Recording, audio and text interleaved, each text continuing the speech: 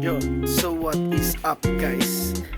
Ito ang episode 1 ng Screwdriver series, kung saan mag-aayos tayo ng mga or itatry nating ayusin yung mga PC na pinapahiram sa atin. So yun na naman, and let's go.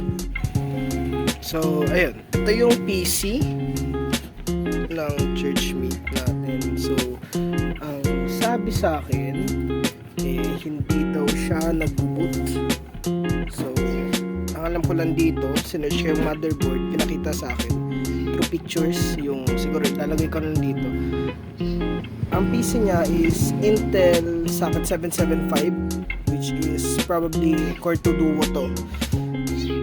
And yung nakakapag taka, or hindi lang ako nagtaka kasi sabi niya medyo matagal na, is ang socket neto, nasabi ko na yung socket, ang RAM is DDR2. So may RAM siya, 2GB, tinignan ko na kanina. So yun, problema niya, hindi siya nagbo-boot. Titignan natin kung maayos natin. And yun, so ito yung front panel. So wala siyang side panel actually. Kalimutan ko yung tawag sa motherboard na to. MSI G3 ITMP21. Ito yung motherboard na. So wala rin siyang I/O shield. So ayun, tignan natin kung papagana natin. So hindi ko pa alam kung anong socket nito. Try ko tanggalin kaso nga lang nakalock siya. So tatanggalin natin. Buksan na natin saglit, then ayun, yun lang. Ayun, so binigyan rin niya tayo ng cables, VGA, ito para dito, J cable at power cable, ito for power. Tapos sinama niya rin to, pero ito sa Pisonet naman to. So kahit mag-ayos tayo, hindi natin to kailangan gamitin. Hindi rin siya makaka-apekto sa kung magbubukas to, hindi natin to kailangan. So habang chinecheck ko to, yung binigay sa akin, may nakita akong problema. Hindi ko alam kung makaka-apekto to, pero putol yung HDD LED niya ito. Pero sa tingin ko para lang naman sa ilaw ng power button to. So titignan din natin. Susubukan ko siyang isaksak dito sa Kaberry PC natin, which is siguro next time na lang yung update para malaman nyo kung bakit hindi ko siya tinutuloy hanggang ngayon. And sa power supply naman, meron tayong Oreo na 600 watts power supply. Since generic lang na power supply to, hindi ako sure kung tama tong 600 watts na power supply. Check rin natin to kung gagana to. And i-check ko rin gagamitin ko rin yung power supply. Pero sa RAM, hindi ko magamit yung RAM na alam ko na gumagana. Dahil wala akong DDR2 na RAM. Pwedeng sabihin ko na lang, if RAM yung problema, sa tingin ko RAM yung problema, tatry kong sabihin sa kanya na bumili ng bago. Or tatry ko rin maghanap kung saan merong DDR2 RAM dito. Tatry ko maghanap. Pero yun, tignan natin. So ayan, buksan natin AVR. Nakasaksak yung cable. Ayan, kita nyo, sana kita. Nakita yung, hindi kita sa camera. Then pindutin natin ito.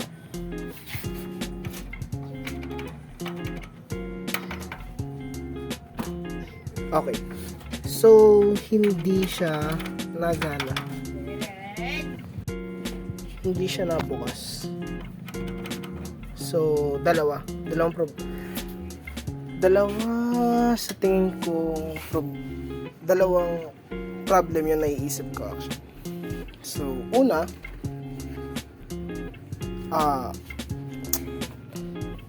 sa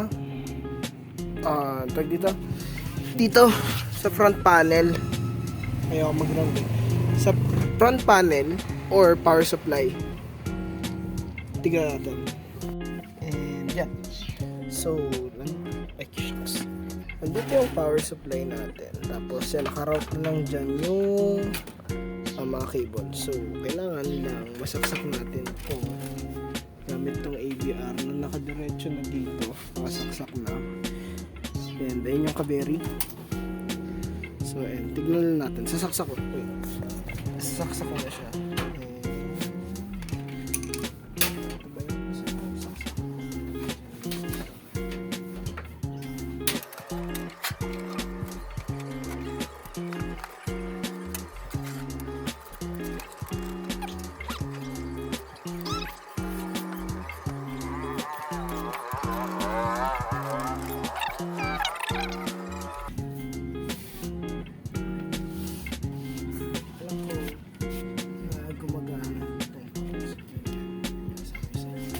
Kasi ayun yung nagamit ko sa camera PC.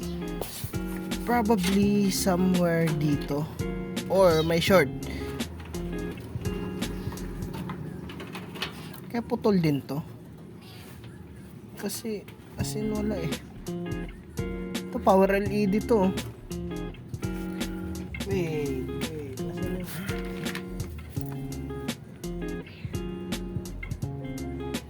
HDLED. Hindi kaya front panel? Kasi putol-putol eh. Oh, I think front panel. Kasi walang power switch. Hindi ko napansin to. Teka. I-reroute ko lang. Uli yung cables. Then, so, 1, 2. Yeah.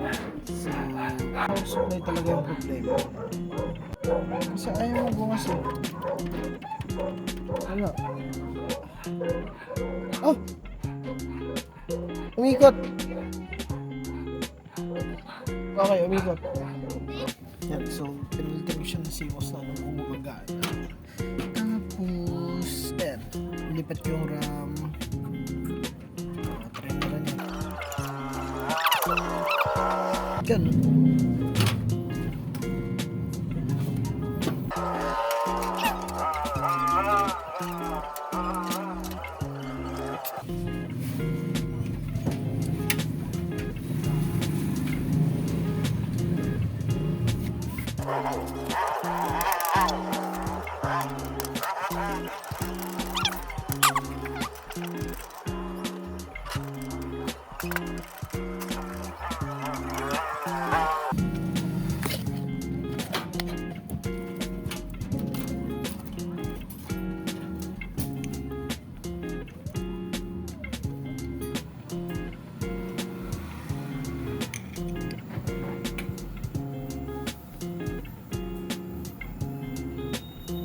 Oh!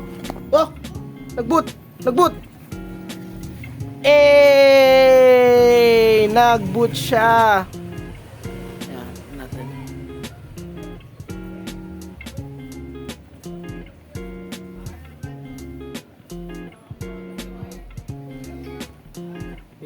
Windows XP.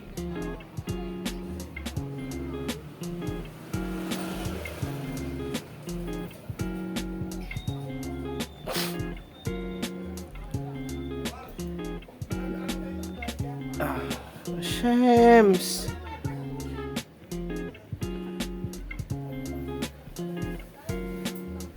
Okay. My password. So, ayan. So, ayun. Yun. Ayan na siya, guys. Nag-open na. Ayan. So, ayun. Ang problema niya is hindi power supply, hindi rin RAM, kundi power switch. So, may something sa connector na naputol na hindi mapaliwanag, or sadyang sira na talaga yung power connector niya. As nakita natin na may putol, no, putol na yan.